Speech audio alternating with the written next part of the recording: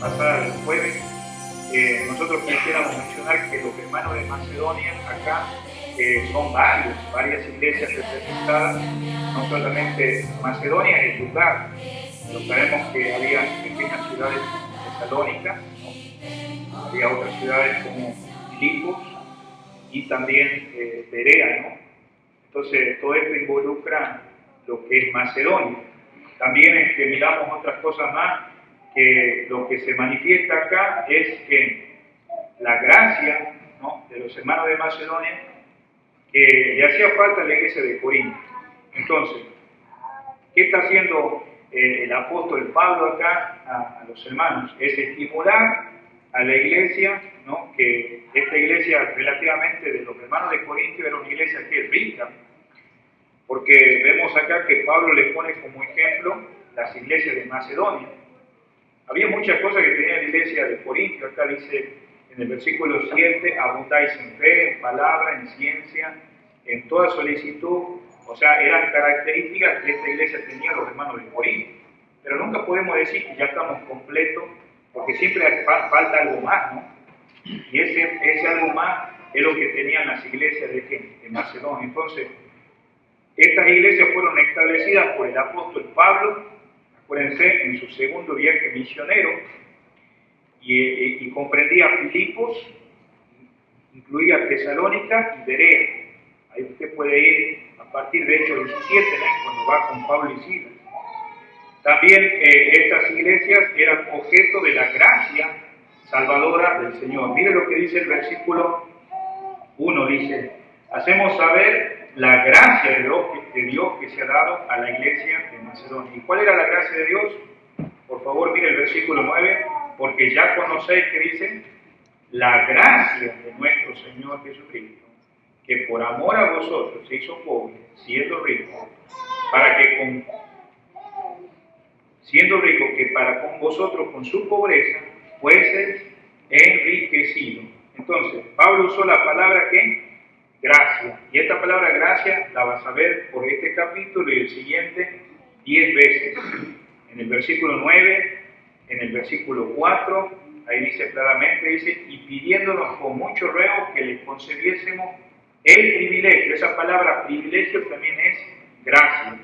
Versículo 6, por favor, dice acá, de la manera que exhortamos a Tito para que tal como comenzó antes, así mismo acabe también entre vosotros esta obra de gracia.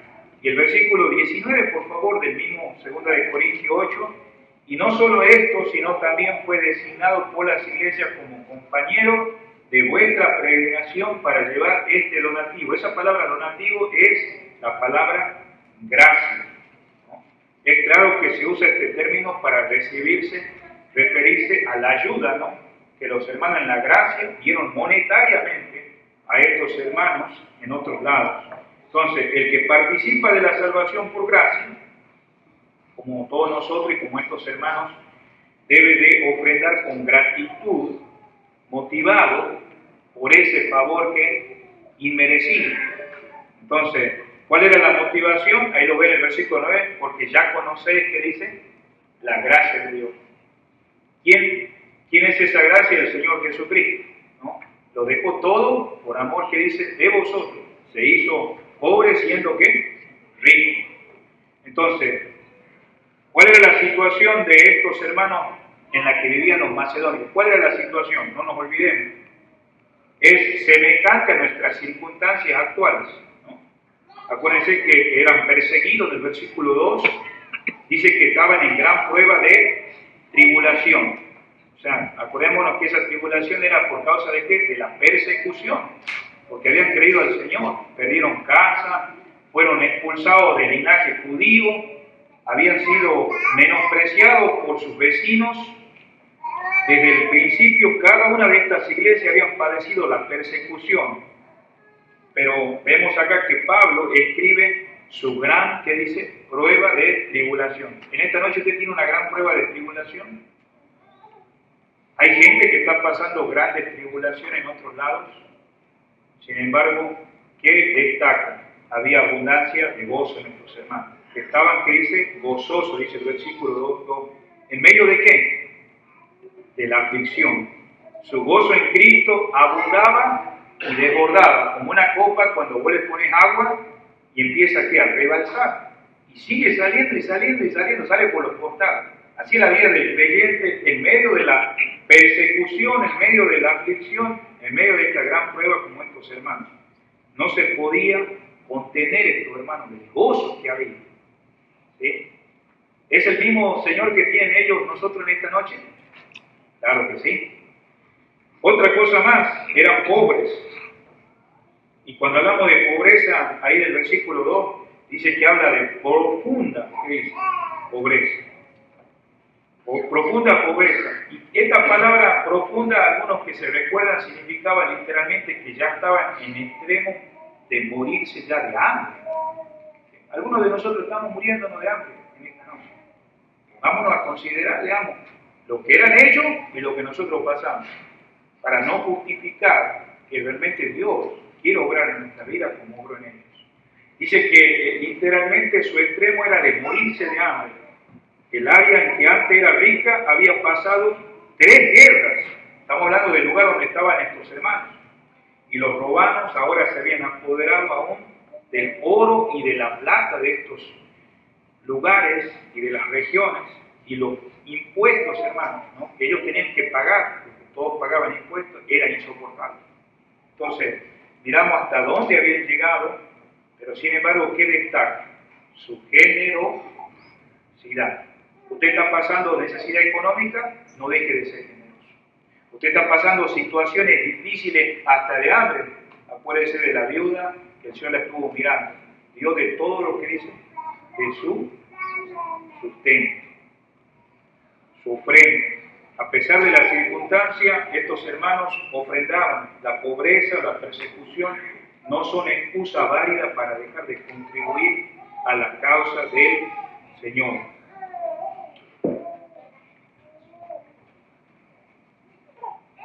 Muy bien, vamos a tener en cuenta eso. Entonces, la ofrenda tiene una triple descripción acá, hermanos. No nos olvidemos del versículo 12. Fue que generosa. Note algo en el versículo 2, cómo termina. Dice, abundaron en riqueza, que dice de generosidad. Pero no solamente esa palabra quiere decir esto, sino que se vierte de liberalidad. No liberal, sino libertad para dar. Mire el capítulo 9, versículo 11. Capítulo 9, versículo 11. Para que estéis, que dice, enriquecido en todo, para toda, que dice, liberalidad, la cual produce por medio de nosotros acción de gracias a Dios. ¿Quién nos puede enriquecer para tener esa libertad? ¿Quién nos puede enriquecer? El Señor. ¿Te hace falta algo en tu vida que puedas dar a otro? Bueno, el Señor te la va a dar, para que puedas tener esa libertad, como dice ahí, para poder abundar en esas cosas que estos hermanos estaban abundando. El versículo 13 dice, pues por la experiencia de esta administración glorifican a Dios, por la obediencia que profesáis al Evangelio de Cristo y por la liberalidad de vuestra contribución para ellos y para todos. Entonces, nosotros podemos profesar nuestra fe, yo creo en Jesucristo, como muchos profesan, pero esta profesión era tan real, verdadera. ¿Qué situación estaba? En gran tribulación. Y no solamente eso, en profunda pobreza. Pero como hijo de Dios, abundaban en gozo y abundaban ¿qué? En generosidad.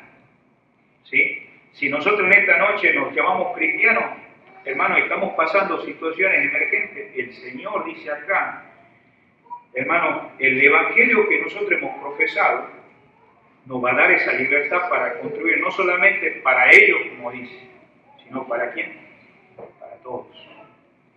¿Sí?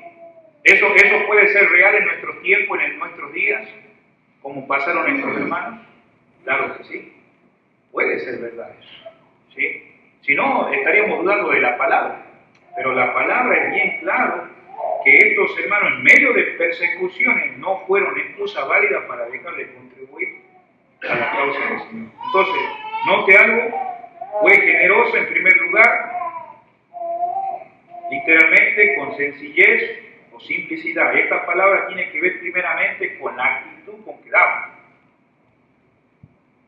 Es muy importante cómo das. O sea, la actitud es cómo uno expresa el dar.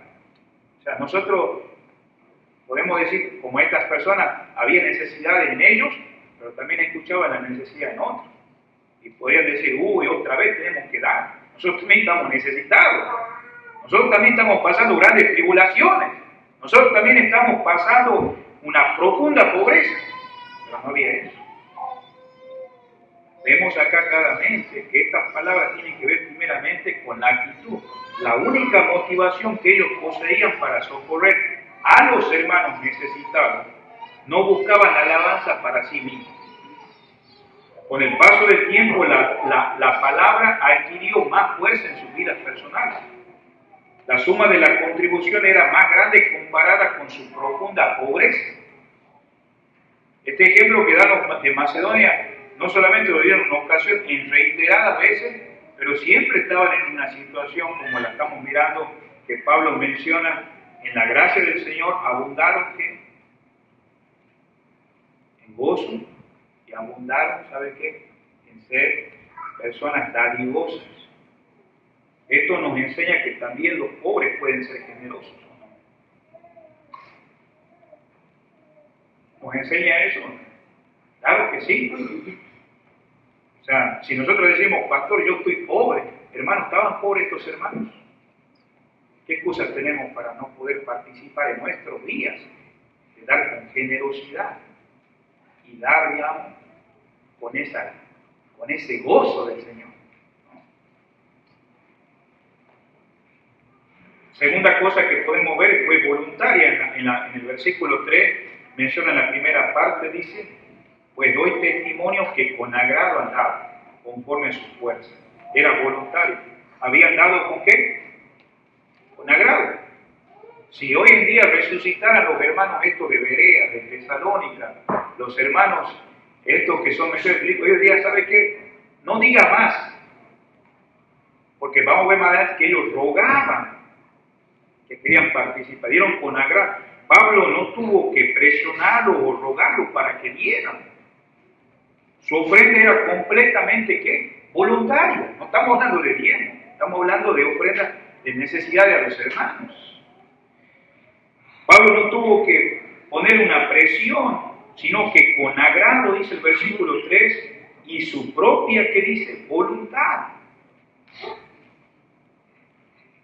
Y esta palabra, hermano, tenemos que examinar porque el contexto, Pablo usa otra palabra 4 veces para indicar que la ayuda debería ser voluntaria. Por eso el contexto, hermanos, que usted mira, hablando del versículo 2, del versículo 1, primeramente hace saber de las gracias de Dios. Si estas personas no hubieran comprendido, hermanos, el amor de Jesucristo, ¿no? Siendo rico se hizo pobre, no se puede sacar de alguien que no tiene la gracia de Dios. No se puede. Si lo van a hacer una vez. Lo van a hacer muy de vez en cuando. Pero estamos hablando de que estos eran hijos del Señor. Entonces, Pablo muestra este contexto y en el versículo, por favor, 11 se traduce también algo acerca de este agrado y de esta voluntad generosa. Versículo 11 dice, y ahora puedes llevar también a cabo el hacerlo, para que como estuviste pronto en querer, note la palabra ahí que estamos mirando. Vemos acá que esta palabra que se menciona ahora dice pronto, ¿qué dice? A querer. O sea, eso quiere decir voluntario. No es solamente decir, bueno, tengo el deseo, no. Esto que estaban haciendo voluntariamente era pronto a querer. Y no solamente eso, en el versículo 12, ahí pasando un poquito más abajo, dice, pero si primero hay que dice la voluntad que dispuesta. Vemos la segunda palabra que tiene que ver con la cuestión voluntaria. Es buena, que dice la voluntad dispuesta. Si no hay una voluntad dispuesta, no se puede. Es imposible. Pero estas personas, dentro de ser voluntarios, en primer lugar, estaban prontos a querer. Segundo lugar, voluntad dispuesta. Y tercero, mire el capítulo 9, por favor, versículo 2. Ahí enseguida dice, pues conozco vuestra, ¿qué dice? buena voluntad. Nota, pues conozco vuestra buena voluntad, del cual yo me glorío entre los de Macedonia, que acá ya está preparada del año pasado, y vuestro celo ha estimulado a la mayoría. Pablo enfatiza la tercera cosa, lo que quiere decir que fue voluntaria, y es buena, que dice, voluntad. Él tenía claro que conocía a los hermanos, no hermanos nomás de labios, sino que él sabía, los conocía, que había una buena voluntad en ellos. Entonces la enseñanza es clarísima, que nuestras ofrendas han de ser voluntarias. Si nosotros vamos a hacer ofrendas voluntarias como estos hermanos, primeramente no nos olvidemos que debemos estar pronto a querer. ¿Sí? ¿Hay algún día lo hago? No. Pronto a querer. Segundo, voluntad dispuesta. Miramos en el versículo 19. Y último, buena, que dice, voluntad. También, digamos, no solamente miramos que la ofrenda fue voluntaria, fue sacrificial. ¿Cómo que no? Por ejemplo, si alguien está en profunda pobreza, está pasando grandes pruebas de tribulación, ¿es sacrificial o no? Tiene que sacrificar. No va a ser algo fácil, le va a costar a esa persona. Y mira el versículo 3 y 4, dice, pidiéndonos con mucho ruego que le concediésemos el privilegio de participar en este servicio para los santos. Dice que ellos dieron según su fuerza, pero también clarifica acá en el versículo 3, dieron, ¿qué dice? Aún más allá, ¿qué dice? De su fuerza. Ofrendaron lo que pudieron dar, humanamente hablando, ¿no? Hablando de los hermanos de Tesalónica, de Berea, de Filipo, pero también después dieron lo que no podían dar. O sea, notemos, dice que dieron conforme a sus fuerzas, pero también el versículo 3, dieron aún más allá, que dice, de su fuerza. Entonces, pudiéramos ver, hermano, que uno puede dar humanamente, pero también ellos dieron lo que no pudieron dar. ¿Y de dónde tomaron ellos este ejemplo? ¿Sí? ¿De dónde tomaron ese ejemplo que nosotros deberíamos tomar? Ese ejemplo lo tomaron del rey David. Segunda de Samuel, capítulo 24, versículo 24. Segunda de Samuel, capítulo 24, versículo 24.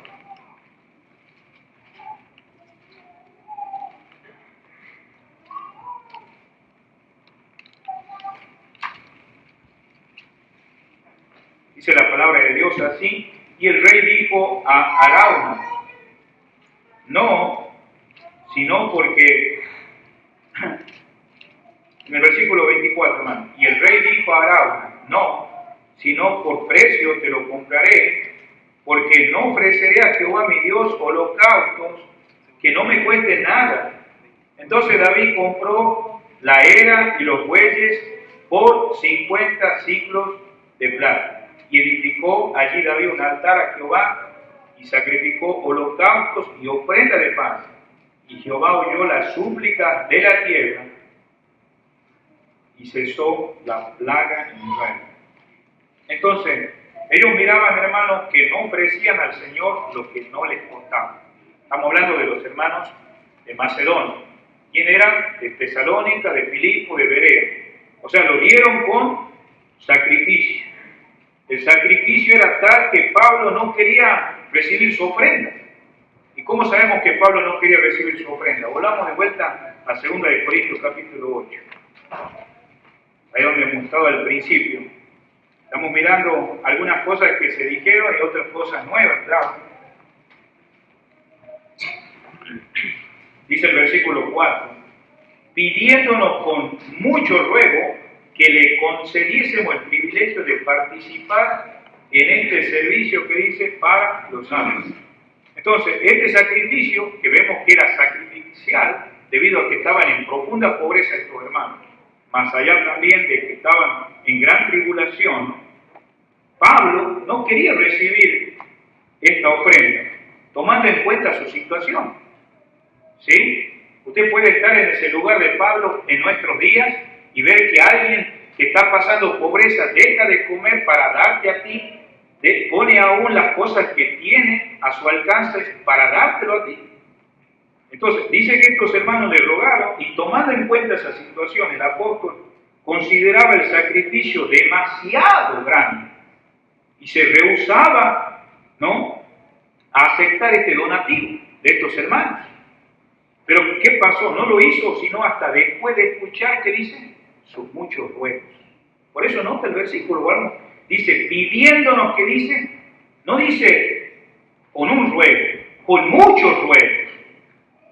Uy, hermano, qué maravilloso si transportáramos esa iglesia a nuestro día. Hermano, te rogamos, queremos participar para las necesidades de estos misioneros, queremos participar para estas necesidades de la obra de Dios, te lo rogamos, te lo suplicamos. No, pero mira la necesidad que tienen. Y Pablo, hermano, miraba la situación, no es que él estaba diciendo, yo me quiero aprovechar. Ellos muchas veces le rogaron.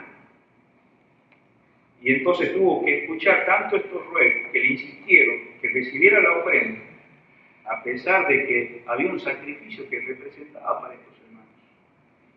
Y consideraba, hermano, que privarse de sus pocos bienes, estos hermanos, estamos hablando de los que estaban dando, era un privilegio. De esta manera demostraban la comunión que existía entre ellos y los santos necesitados de Judea. O sea, no era solamente algo que decía, bueno, oramos por los hermanos, no, porque acuérdate que este era un donativo, una necesidad, ¿a quién? A otros. Entonces, pero esta es la forma